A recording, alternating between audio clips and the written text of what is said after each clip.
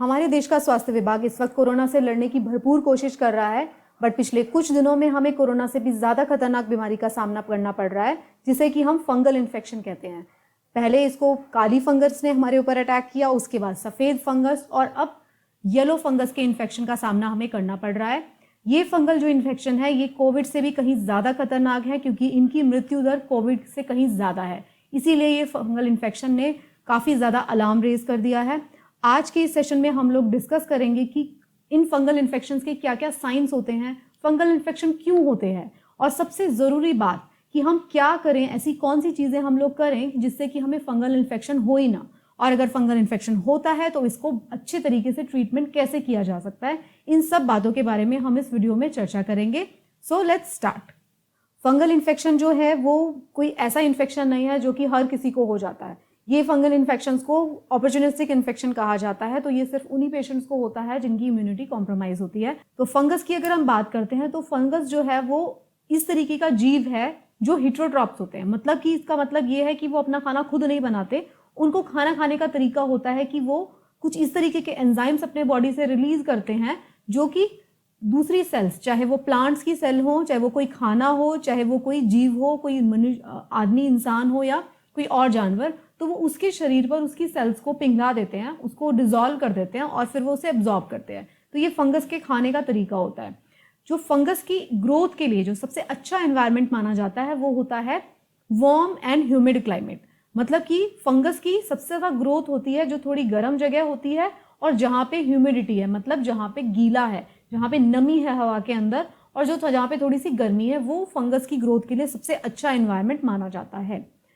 Fungus वैसे तो सिर्फ हमारे लिए हार्मफुल ही नहीं होते, फंगस के बहुत सारे यूजेस होते हैं। जैसे कि अगर आप मशरूम की बात करें तो वो भी एक फंगस है, हम उसे खाते हैं। दवाइयाँ, पेनिसिलिन जो दवाई है वो भी फंगस से बनती है। केक बनाने में काम आता है। मतलब काफ़ी ऐसी चीज़ें हैं जिसमें फंगस हेल्पफुल भी होता है। लेकिन आज की इस वीडियो में हम बात करेंगे फंगस की पैथोजेनिसिटी, मतलब कि फंगस की कौन कौन सी बीमारियां होती हैं जो कि ह्यूमन बींग्स को अफेक्ट कर सकती हैं, हम उनके बारे में बात करेंगे। जो फंगल इन्फेक्शन होते हैं, जैसा मैंने आपको पहले भी कहा, ये अपॉर्चुनिस्टिक इन्फेक्शन होते हैं। ये सिर्फ उन्हीं लोगों को होते हैं जिनकी इम्यूनिटी लो होती है। अगर अपॉर्चुनिटी ऐसी बनती है फंगस को इन्फेक्ट करने की, तभी वो आपको अटैक करेगा। हर केस में फंगस अटैक नहीं करता है। सबसे पहले बात करते हैं ब्लैक फंगस की। ब्लैक फंगस, जिसको म्यूकोरमाइकोसिस के नाम से आप जानते हैं, अगर आप इसके बारे में डिटेल वीडियो देखना चाहते हैं तो मैं इसका लिंक जो है डिस्क्रिप्शन बॉक्स में आपको मिलेगा, वहां पे जाकर आप जान सकते हैं कि ब्लैक फंगस क्या होता है, क्यों होता है, कैसे होता है, किसको होता है, उसके साइन एंड सिम्टम्स क्या हैं। तो मैंने उसका डिटेल वीडियो बनाया है, आप वहां से देख सकते हैं। जो ब्लैक फंगस है उसका जो साइंटिफिक नेम है वो है म्यूकोर। मतलब म्यूकोर जो फंगस है उसे ब्लैक फंगस का इन्फेक्शन बोला जाता है। माइकोसिस मतलब कोई भी इन्फेक्शन है जो कि फंगस से हो रहा है, तो म्यूकोर नाम के फंगस से ये ब्लैक फंगस होता है। ये एक पेशेंट की आप तस्वीर देख सकते हैं कि उसको, जिसने ब्लैक फंगस ने उसको अटैक किया है, इसका जो ये नोज का एरिया है, इसका ऊपर वाला होठ है, इसकी आंखें हैं, वो सारी की सारी इन्फेक्ट इससे हो चुकी हैं। तो ये ब्लैक फंगस का पेशेंट है। ब्लैक फंगस के बाद एक व्हाइट फंगस का इन्फेक्शन भी हमको देखने को मिला पिछले कुछ दिनों में। व्हाइट फंगस जो होती है वो कैंडिडा नाम की एक फंगस है जिसके द्वारा होती है। ब्लैक फंगस थी म्यूकोर फंगस की वजह से, व्हाइट फंगस जो इन्फेक्शन है वो कैंडिडा नाम की फंगस की वजह से होते हैं। इस इन्फेक्शन में पेशेंट की जो म्यूकोजा है, जो उसका मुंह है या उसके जो प्राइवेट पार्ट्स है, वहां पे क्या होता है, ये व्हाइट कलर के पैचेस बन जाते हैं। आपसे देख सकते हैं, ये एक कैंडिडियासिस के पेशेंट का फोटो है। ये जो पैचेस बन जाते हैं ये सफेद रंग के दिखाई देते हैं, इसलिए इसको व्हाइट फंगस कहा जाता है, व्हाइट फंगल इन्फेक्शन। ये जो फंगल इन्फेक्शन है ये मुंह के थ्रू होकर लंग्स को इफेक्ट करता है काफी ज्यादा। तो ये व्हाइट फंगस भी जो है वो ब्लैक फंगस से ज्यादा खतरनाक है। बस और किस किस हिस्से को इफेक्ट कर सकता है? मुंह के हिस्से पर ये काफी कॉमनली देखा जाता है। साथ में ये इफेक्ट करता है हमारे लंग्स को, इसीलिए ये कोविड के जो पेशेंट्स हैं उनके लिए बहुत खतरनाक है, क्योंकि कोविड के पेशेंट्स के लंग्स जो है वो पहले से अफेक्टेड होते हैं, और अगर उसको ये फंगल इन्फेक्शन व्हाइट फंगस का हो जाता है तो उसकी लंग्स में वो फेटल हो सकता है, मतलब कि उसकी डेथ का कारण भी बन सकता है। हमारे हार्ट को अफेक्ट करता है, हमारी हड्डियों को अफेक्ट करता है, ब्रेन तक को अफेक्ट कर देता है। स्किन में, आउटर स्किन में भी ये इन्फेक्शन देखने को मिलता है, नेल्स में ये इन्फेक्शन देखने को मिलता है, और हम जो हमारे विजाइनल और जो पीनियल जो ऑर्गन्स हैं उसमें भी ये इन्फेक्शन देखने को मिलता है। फिर हम बात करते हैं येलो फंगस की। येलो फंगस के जो कुछ मरीज जो है इंडिया में रिपोर्ट किए गए हैं अभी तक। येलो फंगल इन्फेक्शन जो है वो एन होमिनिस नाम के फंगस से फैलता है। ये फंगस जनरली जो है वो रेप्टाइल्स में देखने को मिलता है, मतलब जैसे कि स्नेक। ये फंगस जो है ये सबसे ज़्यादा खतरनाक है, ब्लैक फंगस और वाइट फंगस से बहुत ज़्यादा खतरनाक है ये फंगल इन्फेक्शन। क्यों? क्योंकि ये हमारे शरीर के अंदर के टिश्यू, जो inside tissues of the body हैं, जो अंदर ऑर्गन्स हैं हमारे शरीर के, उसको अफेक्ट करता है। क्योंकि अगर आउटर स्किन में अगर होगा तो ये हमें नजर आ जाएगा, लेकिन ये हमें जल्दी से नजर नहीं आता है इस फंगस का इन्फेक्शन, क्योंकि ये हमारे शरीर के अंदर वाले पार्ट्स को इन्फेक्ट करता है। और इस हमें कब दिखाई देता है इस फंगस का इन्फेक्शन? जब हमारे उन शरीर के पार्ट से पस निकलना शुरू हो जाता है। तो और हमारे वूंड जो होते हैं, जो जख्म होते हैं, वो नहीं भरेंगे, तब पेशेंट को पता चलता है कि उसको इन्फेक्शन हो रहा है। इसके जो साइन एंड सिम्टम्स हैं उसमें होता है कि जैसे कि पेशेंट को लेजीनेस लगती है, उसको उसकी भूख चली जाती है, उसे कुछ भी करने का मन नहीं करता, लेथार्जी फील होती है। तो ये जो ऐसे कोई भी साइन नहीं देता जिससे कि इसको इन्फेक्शन को अर्ली स्टेज में पहचाना जा सके। तो इसीलिए फंगस इन्फेक्शन, जो येलो फंगस का इन्फेक्शन है, ये बहुत ज़्यादा खतरनाक है व्हाइट और ब्लैक फंगस से। फिर हम बात करते हैं कि इन फंगल इन्फेक्शन को, चाहे ब्लैक फंगस हो या व्हाइट फंगस हो या येलो फंगस हो, ये किन पेशेंट्स को हो सकता है। तो इसके लिए रिस्क पे कौन कौन से पेशेंट्स होते हैं? तो जो रिस्क फैक्टर है उसमें ये सारे लोग आते हैं। ये सब हर किसी को नहीं हो सकता, मैंने आपको स्टार्टिंग में ही बोला, ये ऑपर्चुनिस्टिक इन्फेक्शन होते हैं फंगल इन्फेक्शन। वैसे फंगस हमेशा हमारे एनवायरनमेंट में चारों तरफ रहती है। इसके बारे में मैंने ब्लैक फंगस वाले वीडियो में डिटेल में चर्चा की है कि हमारी जो एनवायरनमेंट में फंगस कहाँ कहाँ पे रहती है, आप उसको देख सकते हैं। तो कौन से पेशेंट सबसे ज़्यादा रिस्क पर होते हैं? तो रिस्क पर होते हैं जैसे HIV पेशेंट जिनको एड्स हुआ है, नियोनेट्स एंड एल्डरली, मतलब बहुत छोटे बच्चे और बुजुर्ग लोग जिनकी इम्यूनिटी कम होती है, इंटेंसिव केयर यूनिट ICU में जो पेशेंट्स हैं जिनको प्रीनेटल न्यूट्रिशनल कैथेटराइजेशन की गई है, जो छोटे बच्चे हैं उनके केस में, हिमेटोलॉजिकल मैलिग्नेंसीज, जिनको जो कैंसर के पेशेंट हैं, जिनका कीमोथेरेपी चल रहा है, जिनको ऐसी दवाइयां दी जा रही हैं कि इम्यूनिटी को कम किया गया है, जैसे कि ऑर्गन ट्रांसप्लांट के पेशेंट, जो ऐसे पेशेंट हैं जो broad spectrum anti microbial therapy पे हैं, इस तरीके की दवाएं खा रहे हैं जो कि ब्रॉड स्पेक्ट्रम है। कुछ ऐसे पेशेंट जिनको इम्यूनो कॉम्प्रोमाइज डिजीजेज हैं, सर्जरी जिनकी हुई हैं, जिन सर्जरी के बाद कुछ ऐसी दवाएं दी जाती हैं जिससे इम्यूनिटी थोड़ी कम हो जाती है, जिनको बोन मैरो का ट्रांसप्लांट चल रहा है। तो इस तरीके के ये सारे वो कैटेगरी के पेशेंट हैं जिनकी इम्यूनिटी लो हो जाती है। इसमें डायबिटिक पेशेंट भी आएंगे जो कि इंसुलिन पे हैं, उनकी भी थोड़ी इम्यूनिटी कम होती है। तो ये सारे वो पेशेंट्स होते हैं जो कि फंगल इन्फेक्शन के रिस्क पर ज़्यादा रहते हैं। तो अब हम बात करेंगे कि फंगल इन्फेक्शन को होने से रोका किस तरीके से जा सकता है। तो अगर फंगल इन्फेक्शन को आप चाहते हैं कि वो ना हो, प्रिवेंशन उसके क्या क्या होते हैं, तो उसमें ये सारी चीज़ें आती हैं। Control and monitor glucose level, जो पेशेंट है उसको अपना ग्लूकोज लेवल हमेशा मॉनिटर करना चाहिए और उसको कंट्रोल रखना चाहिए। Don't stop exercise, use of steroid judiciously, stop growth of fungus, don't inhale fungus. जो भी पेशेंट हैं जिनको भी स्टेरॉइड थेरेपी दी जा रही है, नॉट ओनली कोविड पेशेंट्स, जो कुछ ऐसे भी पेशेंट्स हैं जिनको वैसे स्टेरॉइड किसी और बीमारी की वजह से दिया जा रहा है, उन सभी पेशेंट्स को अपना जो ग्लूकोज लेवल है उसको मॉनिटर करना चाहिए।